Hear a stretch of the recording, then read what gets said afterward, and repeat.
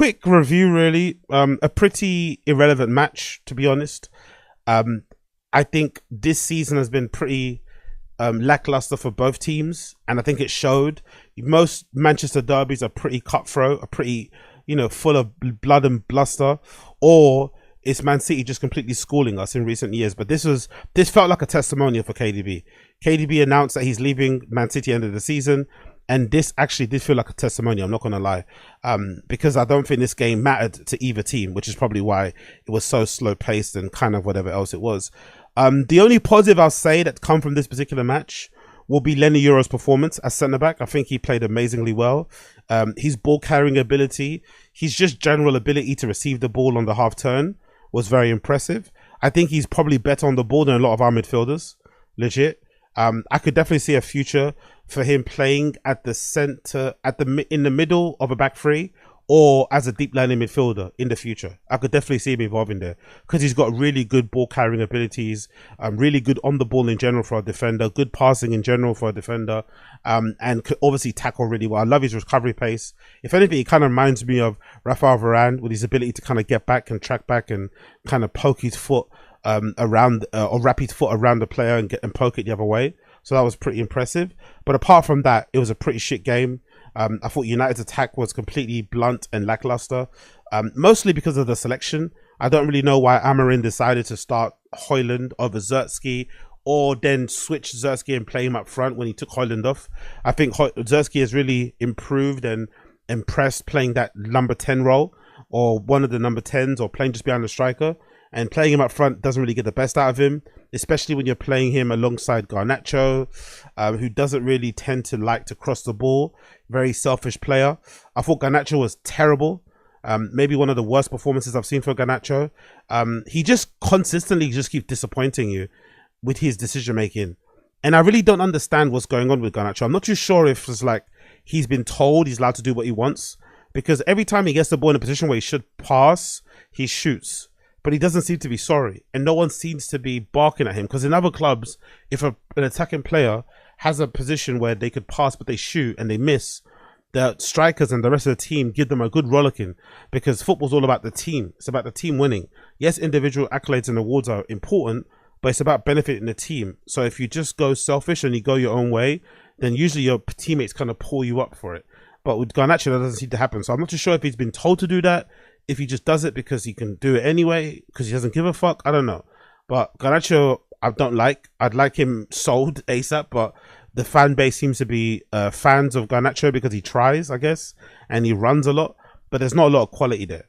But on the flip side, to be a bit, to give Garnacho the benefit of the doubt, he's also playing for Manchester United, and we're not the most stable club in the world, and there's not a lot of players in this team apart from Bruno who've developed. Even Bruno, I don't think he's developed that much as a player. I think he's the same player as Sporting, but we don't really develop players well. So Garnacho is kind of stagnated. He doesn't look great. He makes the wrong decisions more so often than not. But I don't know if it's because of his climate and the environment he's in at United, which is kind of toxic. Because everyone that leaves United, Anthony just goes on. Anthony went to fucking Real Betis and turned into fucking Ronaldinho. It's no coincidence. Something's definitely amiss at the club. But I still would want an upgrade in Garnacho. I don't want to rely on someone like him next season. Please, for the love of God, no. Bruno Fernandes, probably a better game from him as well. I feel like he didn't waste the ball. He kept the ball pretty decently. I was impressed with Casemiro. I think Casemiro was pretty decent. Ugarte was really bad. He definitely showed his shortcomings when he got on the ball. Very unable to, just unable to kind of, check his shoulders. Doesn't receive the ball well in the half turn. There was a moment where he got past the ball and it went rolling underneath his foot because he wasn't paying attention. He doesn't look the best when the ball's on his feet. He's better breaking up play and kind of giving it to the players who can play and kind of progress up the field. Dorgu was a bit wasteful in the final third. Not the most effective when it comes to scoring or putting good crosses in. But still, I prefer him because he runs up and down and he's relatively fit. And Dallo, so. Overall, a bit of a boring game. I'm not going to lie. I didn't really enjoy it. Very low in quality. And another reminder why it probably would have been better for us as a team if we got relegated. I'm not going to lie. This season where we're like 15th or whatever we are, and we have no way that we're going to ever finish in the top 10, even if we won all our matches, which is not going to happen anyway. I'd rather we just have got relegated. It still confuses me why Ineos decided to. I think we paid Sporting Lisbon €9 million, I think, to get Amorim out of his contract at Sporting, to bring him into the team mid-season. We sack Erik ten Hag. We give him a big severance. I think it's like £50 million or something to get him out of the club. And then we sign Amorim for €9 million middle of the season, who has a very particular way of playing, a very particular style of play that requires a particular set of players that we don't have. He needs really attacking, fast, fit fullbacks. He needs very athletic number 10s who can get around the pitch and shit. And he needs an out-and-out striker. That's what he needs. He showed it at Sporting Lisbon. We signed that manager, we get him on board, but then we don't give him the transfers in the January. I don't get that. Because it felt like they sacked Erik ten Hag to save the season, because they felt as if he wasn't going to help us finish in the top half of the league or top 4. But then you sack him, hire another manager, but then don't give him funds. What's the point, Especially when this manager, like Erik ten Hag, needs a particular set of players. I don't understand. So I don't know if we got honeydicked by Ineos, if that was one big scam, or if the plan was always to attack it next summer in terms of the transfer window. Either way, we need a big clear out in the summer. We need a big clear out, because these players are no good. I don't think any manager can do anything with these players. They're no good, right? They're really, really no good. And I don't think we are at a position we're in for, a coincidence.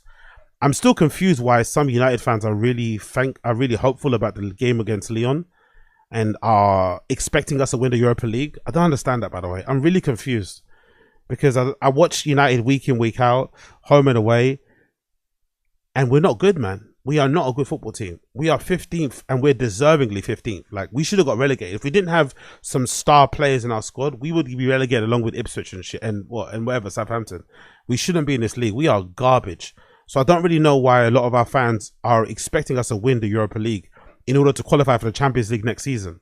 Like, what's the point of qualifying for the Champions League next season if you're going to be relying on Garnacho and Højlund and shit up front? Like, it makes no sense really to me. But I think some fans are just desperate for trophies and to be in competitions for bragging rights. But I'd rather be in these competitions and actually have a chance of winning them, not just be there for the sake of being there, Like, that's pointless. But, maybe I'm in the minority. Either way, 0-0 draw, I guess. Onwards and upwards. We're facing Lyon on Thursday. We'll see how that goes. We'll see how that goes.